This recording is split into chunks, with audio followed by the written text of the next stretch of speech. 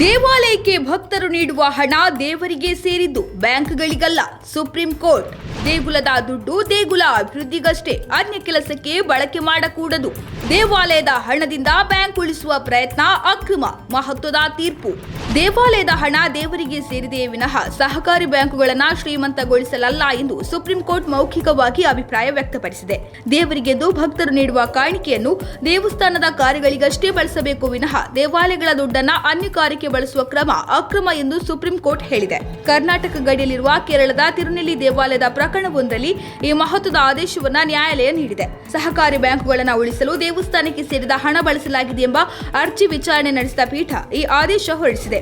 ಈ ಹಿಂದೆ 5 ಸಹಕಾರಿ ಬ್ಯಾಂಕ್ಗಳಲ್ಲಿ ಎಫ್ಡಿ ರೂಪದಲ್ಲಿದ್ದ ಠೇವಣಿಯನ್ನ ಮರಳಿಸಲು ಅವುಗಳು ಹಿಂದೇಟು ಹಾಕಿದ್ದನ್ನು ಗಮನಿಸಿದ ಕೇರಳ ಹೈಕೋರ್ಟ್ 2 ತಿಂಗಳಲ್ಲಿ ಅದನ್ನು ತಿರುನೆಲ್ಲಿ ದೇವಸ್ಥಾನ ದೇವಸ್ವಾಮಿಗೆ ಹಿಂತಿರುಗಿಸುವಂತೆ ಆದೇಶಿಸಿತು. ಇದನ್ನು ಪ್ರಶ್ನಿಸಿ Mananthavady cooperative urban society limited ಮತ್ತು Thirunelli cooperative bank supreme court ಮೆಟ್ಟಿಲೇರಿದ್ದವು. ಈ ಅರ್ಜಿ ವಿಚಾರಣೆಯನ್ನು ಕೈಗೆತ್ತಿಕೊಂಡ ಸಿಜೆಐ ಅವರ ಪೀಠ ದೇವರಿಗೆ ಸೇರಿದ ಹಣವನ್ನು ದೇವಸ್ಥಾನದ ಕೆಲಸಗಳಿಗಾಗಿ ಉಳಿಸಿ ಬಳಸಬೇಕು, ಬೇಕಿದ್ದರೆ ಹಣ ಮರಳಿಸುವ ಅವಧಿಯನ್ನು ವಿಸ್ತರಿಸುವಂತೆ ಹೈಕೋರ್ಟ್ಗೆ ಮನವಿ ಮಾಡಿ ಎಂದು ನಿರ್ದೇಶಿಸಿದೆ.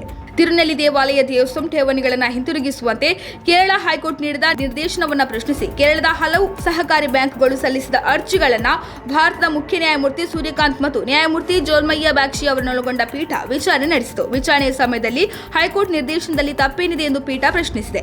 ನೀವು ಬ್ಯಾಂಕ್ ಅನ್ನು ಉಳಿಸಲು ದೇವಾಲಯದ ಹಣವನ್ನು ಬಳಸಲು ಬಯಸುತ್ತೀರಾ?